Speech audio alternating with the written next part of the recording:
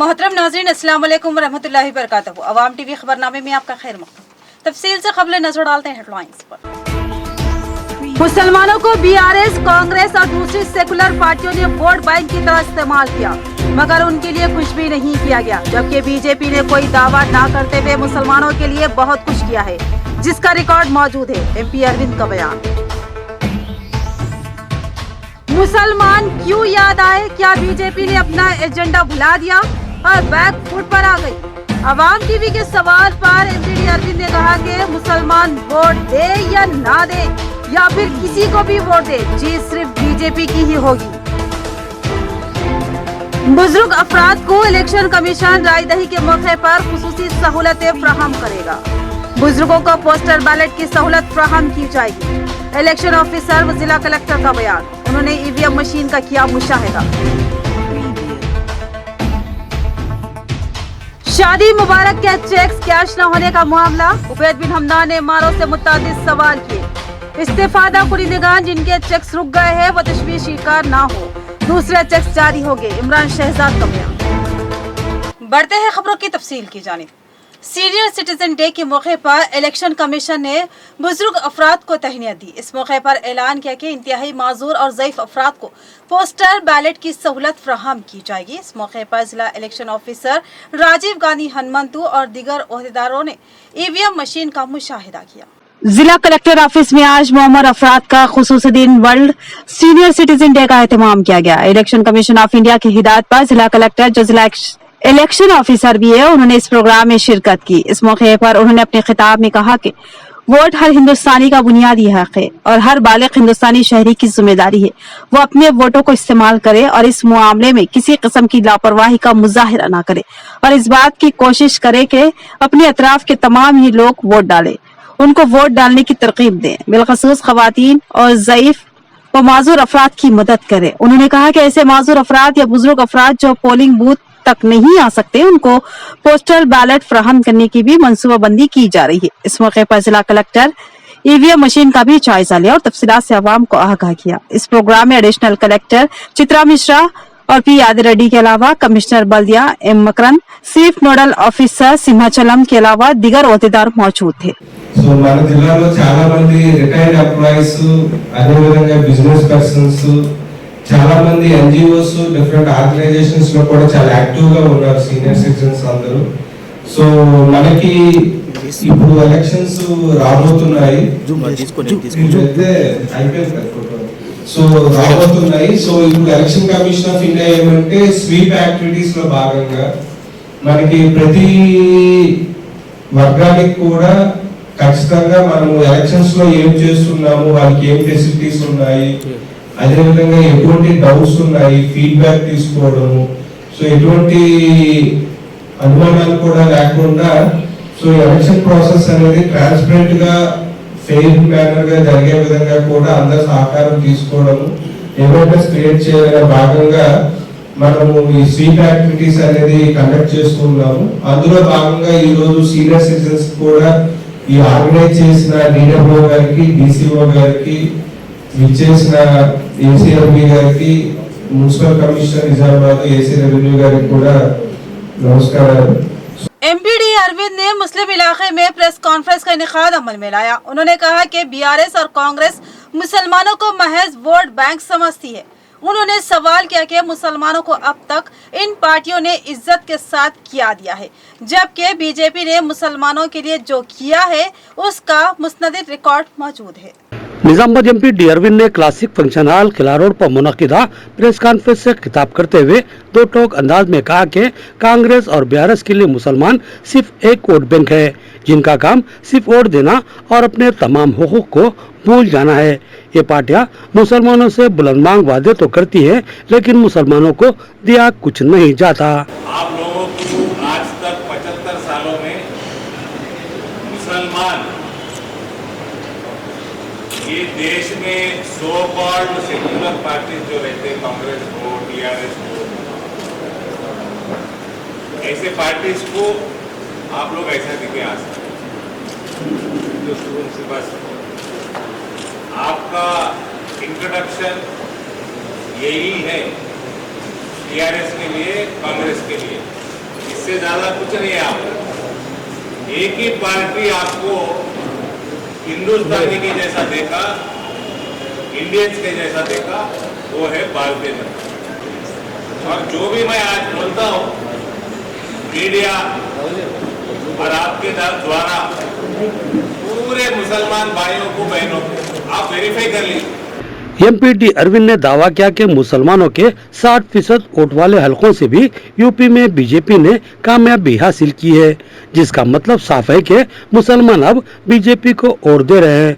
मुसलमानों को चाहिए कि वो सिर्फ बीजेपी को वोट दे या फिर अपने वोटों को जाया कर दे और किसी को भी अपना वोट न दे। 60% से ज्यादा, 60% से ज्यादा मुसलमान है सो कॉन्स्टिट्यूएंसीज में भारतीय जनता पार्टी जीत रहा। उधर बीजेपी का सरकार आ गया, 7 साल हो गए, केंद्र में बीजेपी का सरकार आ गया, 10वां साल है, दोनों जगह बीजेपी का सरकार है। मुसलमान का वोट बीजेपी की तरफ बढ़ रहा, कम नहीं हो रहा ना। इसलिए हम वोट मांगने अभी आए, वोट मांगने आएंगे भी। अगर वोट कमल पे डाले तो हम सेवा करेंगे, आप नोटा पे डालो, कमल पे नहीं डालना है तो फिर भी सेवा करेंगे। एमपी अरविंद ने कहा कि बीजेपी किसी को हिंदू या मुसलमान या दगर मजहब के नाम से नहीं देखती, बल्कि तमाम शहरियों को वो सिर्फ और सिर्फ हिंदुस्तानी मानती है। और मरकजी हुकूमत की बेशुमार स्कीमात से दिगर तबकात के साथ साथ मुसलमानों ने भी इस्तेफादा हासिल किया है, जिसके मुस्तनिद रिकॉर्ड मौजूद हैं। उसमें 17-18% मुसलमान औरतों पे हैंड ओवर हो चुकी है, उनके नाम पे 4 करोड़ बनने वाला है, 50 लाख कंस्ट्रक्शन में है। ये 5 करोड़ क्यों नहीं हुआ? हमारे केसीआर जैसे नेता इधर भी है, करप्शन में मशरूफ है, लिकर स्कैम में मशरूफ है। ये स्कीम एक भी यहाँ पे इम्प्लीमेंट नहीं हुआ। 1 लाख मकान बहुत सारे लोकसभा में बन गए, यहाँ पर तेलंगाना में नहीं बने। और इसका कीमत है,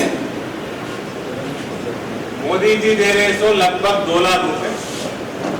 अलग अलग स्टेट्स में कोई 50,000 डाले, कोई 1 लाख डाले, कोई 1.5 लाख डाले।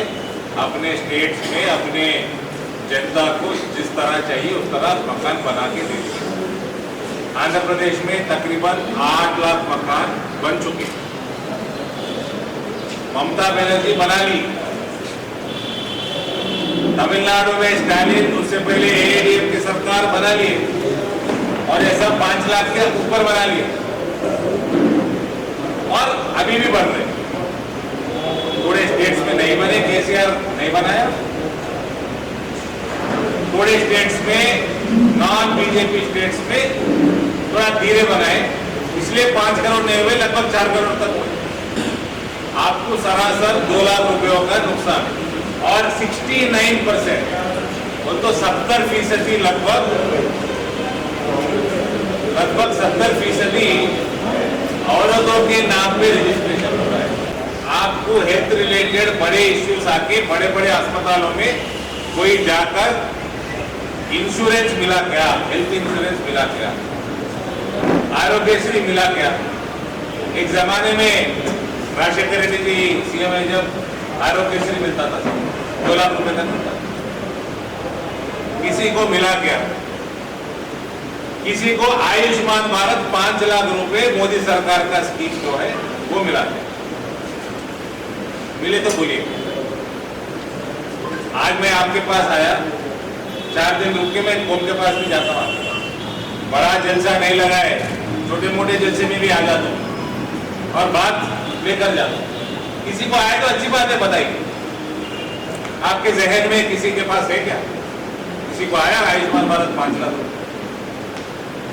2021 से आयुष्मान भारत लागू है बोला केसीआर, 2021 या 22 से किसी को आया? पेपर पे लागू है। आवास योजना पेपर पे लागू है।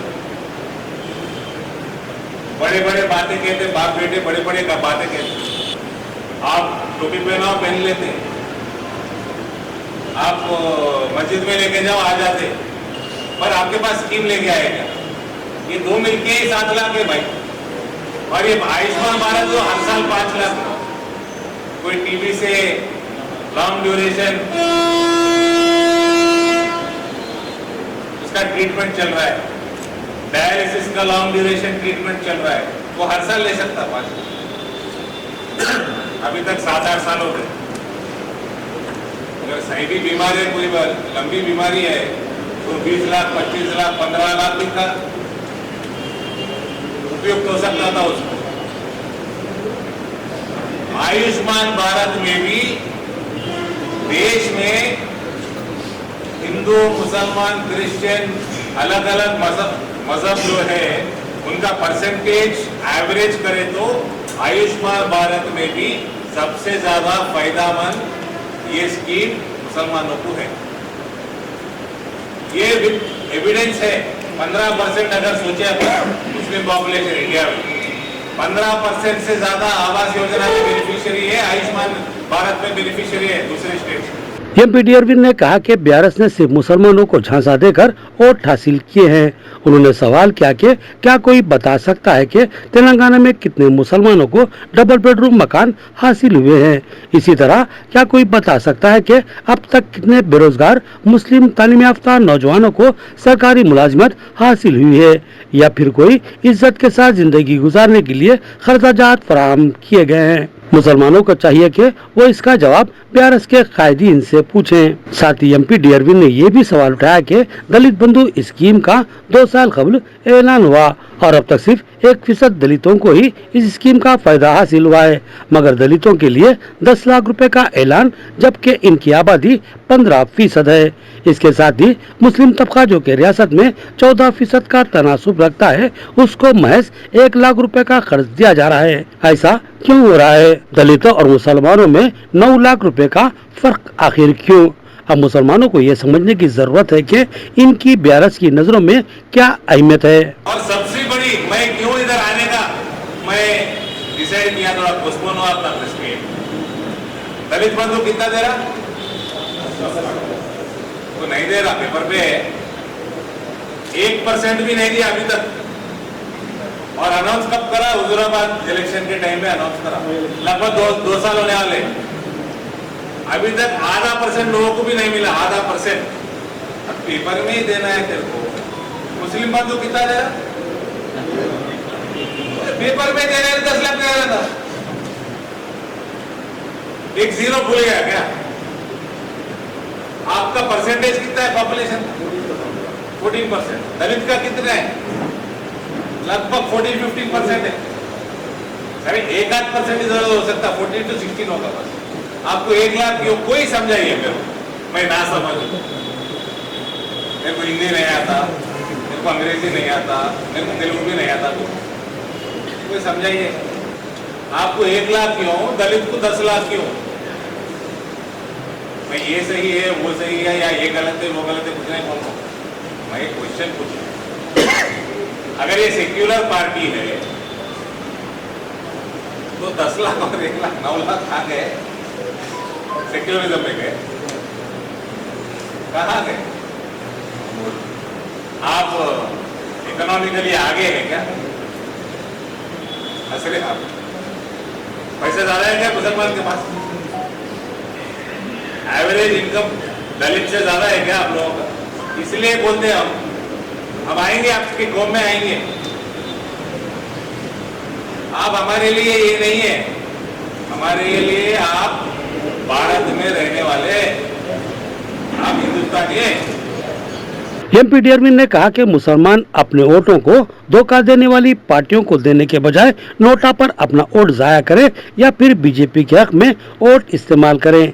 इससे मुसलमानों को फायदा होगा। और सीधी बात बोल रहा हूँ, थोड़ा बहुत भड़काना वगैरह वगैरह ये लोग आके, कांग्रेस वाले आके, टीआरएस वाले आके करते।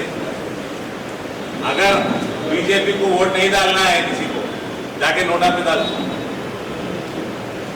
टीआरएस को या कांग्रेस को डाल के, यहाँ पे तो कांग्रेस है ही नहीं, भूल जाओ, तो वो टीआरएस से डालने से अच्छा खुदकुशी करना है, क्योंकि वो खुदकुशी ही कर रहे हैं। आप खुद नहीं कर रहे, आपका आने वाला नस्ल का भी कर रहे। ट्रिपल तलाक में बहुत बात करें, पार्लियामेंट में बात करें, बाहर बात करें, क्या हुआ? 370 निकाल लो, कश्मीर जल जाएगा, एक माचिस भी नहीं जल। क्या हो गया? अभी यूसीसी आ रहा, आने वाला है, ऐसा बातचीत चल रहा है। क्या होता है यूसीसी आए तो कोई बताओ? आपके बेटी को आपके प्रॉपर्टी में इक्वल राइट मिलता, आपका बेटी को आपका दामाद वगैरह छोड़ दिया, डिवोर्स देना है तो उसको लीगल बैटल करना पड़ता, आपको आपके बेटी को प्रोटेक्ट कर रहा कानून।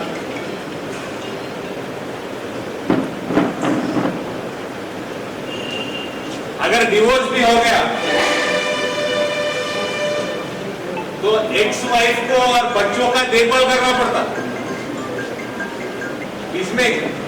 इसमें रिलीजियस का है, ये डिटेल में नहीं जाते टीआरएस वाले, ये हिंदुओं को बेनिफिट है, हिंदुओं को बेनिफिट है बोलते। डी अरविंद ने कहा कि हमने आर्टिकल 370 हटाने की बात की थी, वो हटा दिया। इसी तरह 3 तलाक की बात कही थी, वो भी कानून बना दिया, लेकिन कुछ भी नहीं हुआ। इसी तरह हम एक्स्ट्रा सिविल कोड और एनआरसी भी लाएंगे, मगर इससे मुसलमानों को खौफ व खदशात का शिकार होने की कतई जरूरत नहीं। हम तो हमारी मुस्लिम बहनों को हुकूक व इंसाफ दिलाना चाहते हैं। एमपी डी अरविंद से प्रेस कॉन्फ्रेंस में सवाल, क्यों मुसलमानों को राग़िब करने की अब कोशिश की जा रही है, जबकि बीजेपी का एजेंडा कुछ और ही है? क्या ये समझा जाए कि अब बीजेपी बैकफुट पर जा रही है? इस सवाल पर एमपी ने कहा कि मुसलमान वोट डाले या ना डाले या किसी को भी डाले, जीत बीजेपी की ही होगी। क्लासिक फंक्शन हॉल किला रोड पर एमपी डी अरविंद ने प्रेस कॉन्फ्रेंस से खिताब करते हुए मुसलमानों से ख्वाहिश की कि वो या तो बीजेपी से जुड़ जाए या फिर इंतखाबात में किसी भी पार्टी को अपना वोट ना दे। उन्होंने दावा किया कि बीजेपी ने मुस्तनद आदात शुमार के जरिए मैं ये बता सकता हूँ कि बीजेपी की हुकूमत में मुसलमानों को मुनासिब हुकूक व इंसाफ हासिल हुए हैं, जबकि बीआरएस, कांग्रेस और दीगर जमातें मुसलमानों को धोखा दे रही है। इस मौके पर एडिटर अवाम टीवी मोहम्मद नईम खबर ने मुदाखलत की, कहा कि मुसलमान हुकूक के साथ साथ तहफ़्फ़ुज़ के भी तलबगार है, तो फिर बीजेपी हुकूमत में मुसलमान गैर महफूज क्यों है और भारत में बुलडोजर कल्चर क्यों चलाया जा रहा है?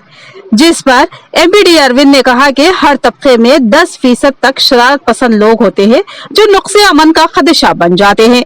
ऐसे अनासिर को दबाने और कुचलने के लिए ताकत का इस्तेमाल लाजमी होता है। बुलडोजर 10% शरारत व तकसीम पसंद अफराद के पास ही चलाया गया है। इसके अलावा इनकाउंटर्स भी किए जाते हैं, जिसमें हर 2 तबके के शरारतपसंद अफराद का इनकाउंटर किया जाता है, जबकि 90% अवाम को मुकम्मल तहफ़्फ़ुज़ हासिल है और ये हालात नफरत अंगेज तकरीर करने वालों की तरफ से पैदा हो रहे हैं। जब ये लोग नफरत अंगेज तकरीर करते हैं तो इसका जवाब भी मिलता है। अवाम टीवी एडिटर ने एमपी डी अरविंद की जानिब से मुसलमानों को हमवार करने या फिर दर पर्दा दबाने की कोशिश पर सवाल उठाया और पूछा कि बीजेपी की एक वाज़ेह पॉलिसी और वाज़ेह एजेंडा और आइडियोलॉजी है और एमपी अरविंद इसके बरक्स मुसलमानों में बात कर रहे, तो क्या इसका मतलब ये है कि अब बीजेपी बैकफुट पर आ रही है, यानी वो अपना आइडियोलॉजी से हटकर काम करना चाहती है? इस सवाल पर एमपी अरविंद भड़क उठे और उसका जो जवाब उन्होंने दिया है वो दिलचस्पी से खाली नहीं है। उन्होंने चैलेंज किया कि आप लोग यानी मुसलमान बीआरएस को वोट डालो या कांग्रेस को वोट डालो या फिर किसी और पार्टी को वोट डालो, जीत तो कमल की ही होगी और मोदी जी ही जीतेंगे और बीजेपी की ही हुकूमत बनेगी। इस प्रेस कॉन्फ्रेंस में रियासती बीजेपी कायद धनपाल सूर्य नारायण, सदर जिला बीजेपी बसवा लक्ष्मी नरसैया, फ्लोर लीडर बल्दिया बीजेपी श्रावंती रेड्डी, माइनॉरिटी मोर्चा जिला सदर खजर अयाज के अलावा अनवर उर्फ अन्नू, प्रभाकर, शंकर, श्रीधर के अलावा दीगर शरीक थे। माइनॉरिटीज के ताल्लुक से जो आपको स्कीम पता है उस ताल्लुक से मैं भी मुंबई, ठीक है, माइनॉरिटीज के ताल्लुक से मुसलमानों के ताल्लुक से जो स्कीम पता है मैं भी इससे मुतमईन हूँ। लेकिन ये बताइए कि आपकी पार्टी की तरफ से जो सिक्योरिटी का मामला मुसलमानों को पैदा हो रहा है उसका आप क्या कहेंगे? देखिए भाई, उत्तर प्रदेश में बुलडोजर कल्चर है, यही प्रॉब्लम था। ये ठीक है, ये आप जो बोल रहे बुलडोजर वो तो छोटे मोटे है, law and order major issue था। बहुत सारे एनकाउंटर्स में बहुत सारे मर गए, उसमें हिंदू कितने मुसलमान कितने निकाले, पर्टिकुलर कम्युनिटी का कम्युनिटी नहीं देखते।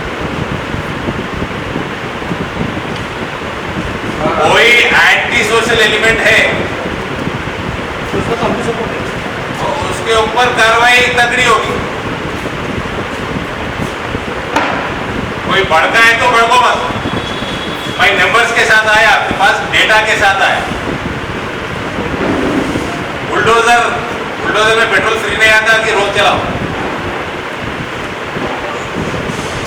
यहाँ पर सर मैं सर यहाँ पर मैं बात करूँ आइडियोलॉजी, बीजेपी की अपनी आइडियोलॉजी है। मैं समझूँ कि आपकी प्रेस कॉन्फ्रेंस आप बैकफुट क्या है।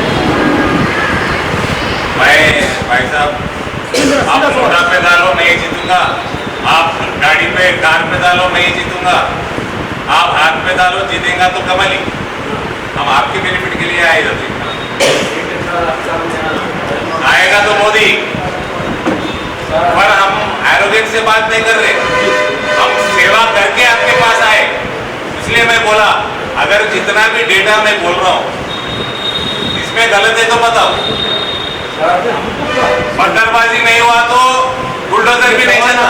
मुतमईन होने के लिए क्या जा रहा है आपसे, पूरा मुतमईन होने के लिए क्या जा रहा है, क्या पूरा पूरा कॉन्फिडेंस होता है कुछ सालों से। आप पूछिए, मैं आईटी बात नहीं हो रही है, आपसे क्वेश्चन है ना। आप नहीं, मैं आपको क्वेश्चन पूछूं, आप जो भी पूछना है पूछो, मैं आंसर देके ही जाऊंगा। 72% तो ही बुलडोजर को काम है, नहीं तो बुलडोजर को क्या काम है भाई, रोड कॉन्ट्रैक्ट में काम कर लेता।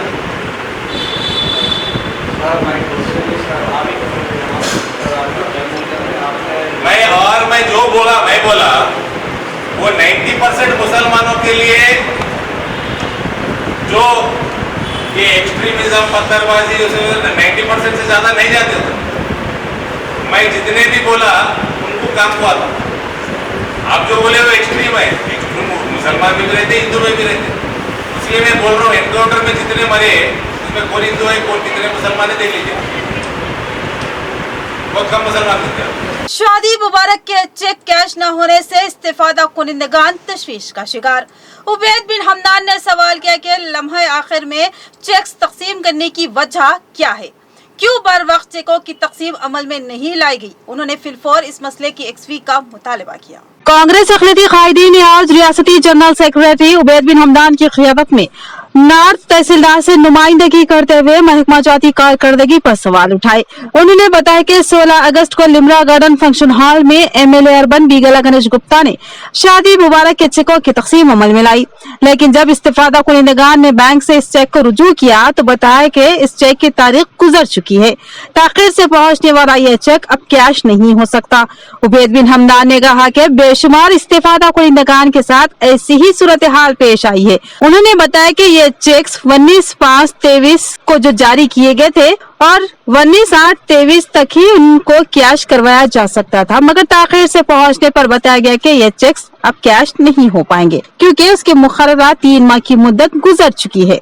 इस तरह शादी मुबारक के इस्तेफादा कुनिंदगान में मायूसी की कैफियत फैल गई है। उबैद बिन हमदान ने कहा कि शादी मुबारक के ये चेक्स 2 साल कब्ल के हैं, उनको जारी किए गए 3 माह हो चुके हैं। उन्होंने सवाल किया कि 3 माह तक इन चेक्स को क्यों रोक के रखा गया। इस मौके पर उनके हमरा अबूद बिन हमदान, मोहम्मद जाफर, अब्दुल करीम, अजीज अंसारी के अलावा दीगर मौजूद थे।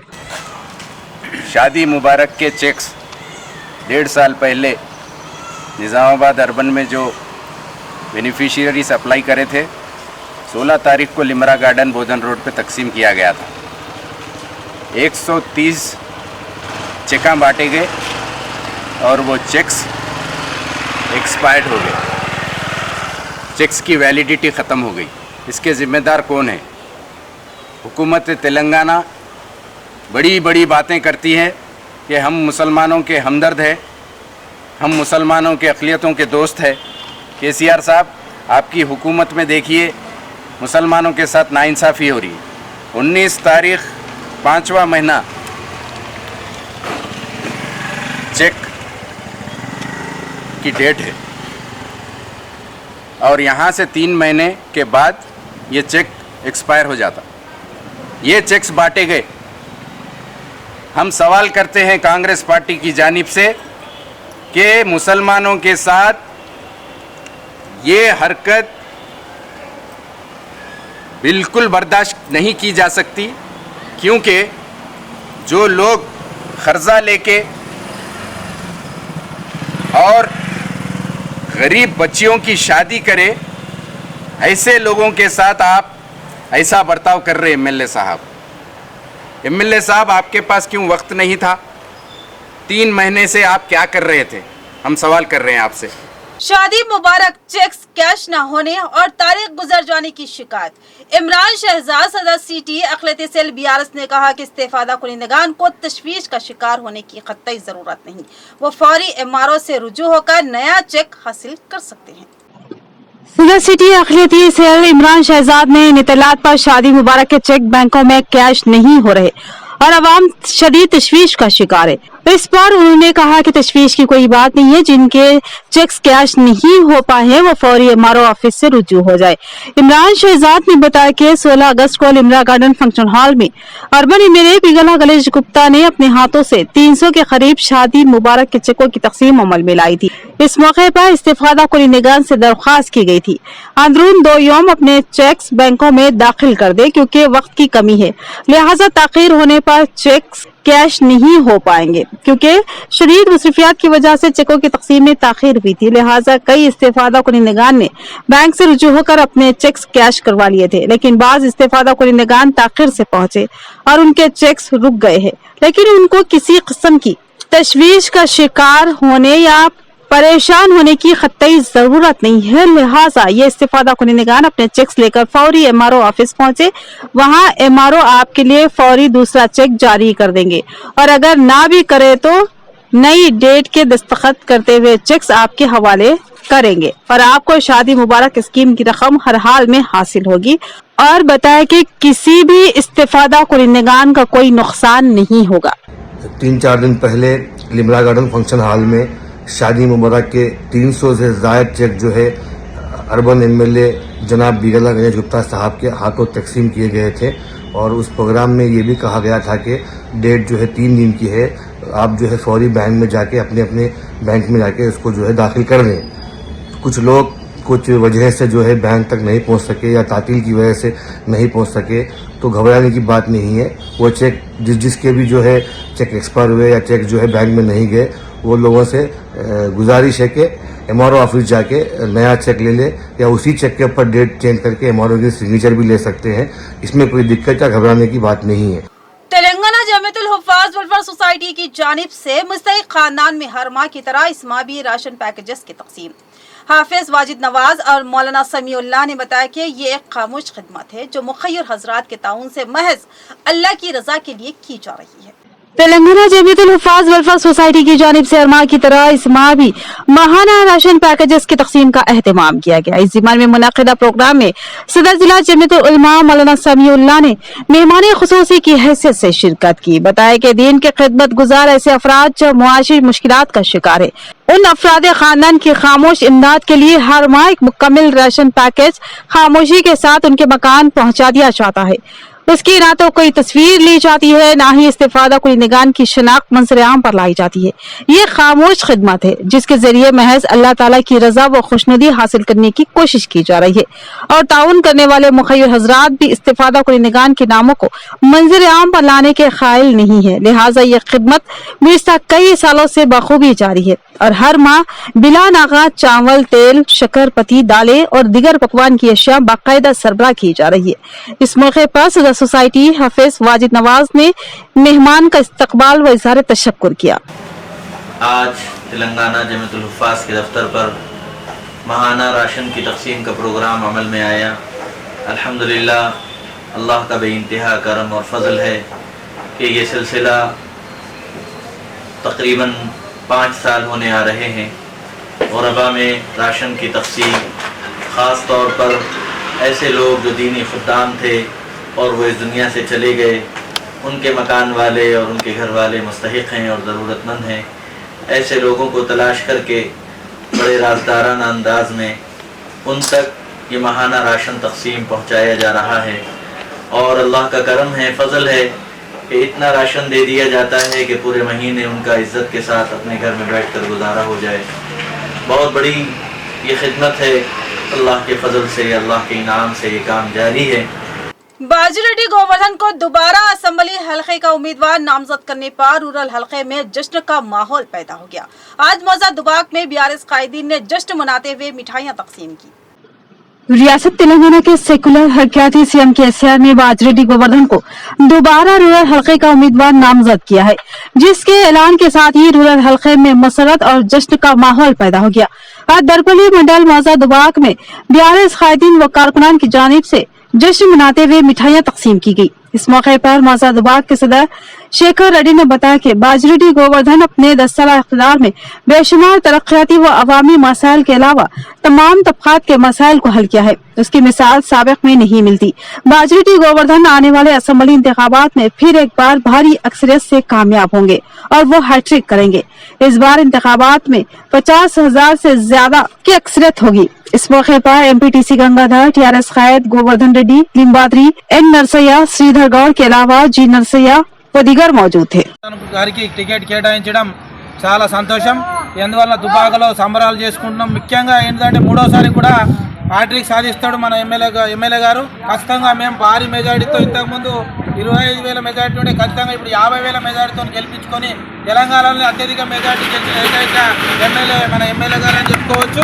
రానున్న కాలంలో కేసీఆర్ గారు కూడా మంచి గుర్తింపు మా ఎమ్మెల్యే గారు గుర్తించి మంత్రి పదవి కూడా ఇస్తారని ఆశిస్తూ ఇప్పుడు మన విపక్షాలకు అభ్యర్థులు దొరకగా వారు దిగమగ పడుతున్నారు। मोरताड़ मंडल मुस्तकिल के तहसीलदार नारायण से बीआरएस मिनाटी सदर मोहम्मद यूसुफ की क़ियादत में एक वफद ने मुलाकात की और जबरदस्त तहनीत पेश की। मोरताड़ बीआरएस मिनाटी सदर मोहम्मद यूसुफ की क़ियादत में एक वफद ने मोरताड़ तहसीलदार नारायण जायजा हासिल करने पर मुलाकात करते हुए गुलपोशी व शालपोशी की। जगतियाल जिला मेटपल्ली से तबादला होकर मोरताड़ में जायजा लिया। वाज़ेह है कि मोरताड़ में भावैया को तरक्की दी गई। गुज़िश्ता 1 साल कबल ही उनका तबादला अमल में आया।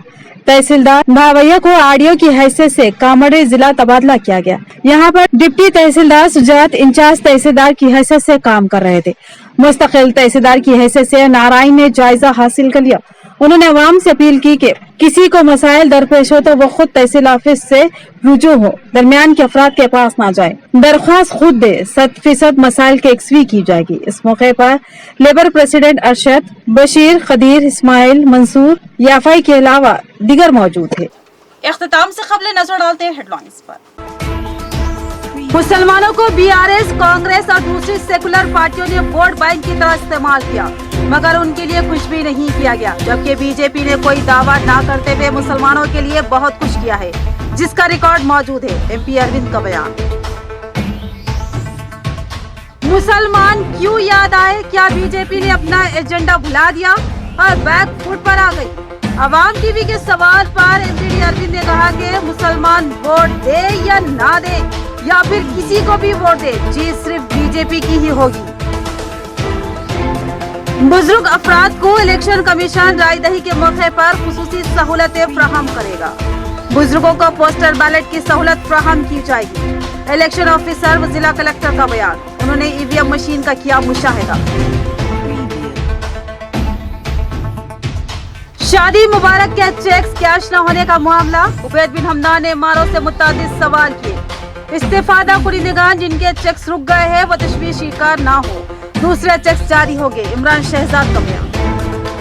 तो ये थी खबरों की तफसील। मजीद खबरों के साथ फिर मिलेंगे। दीजिए इजाजत।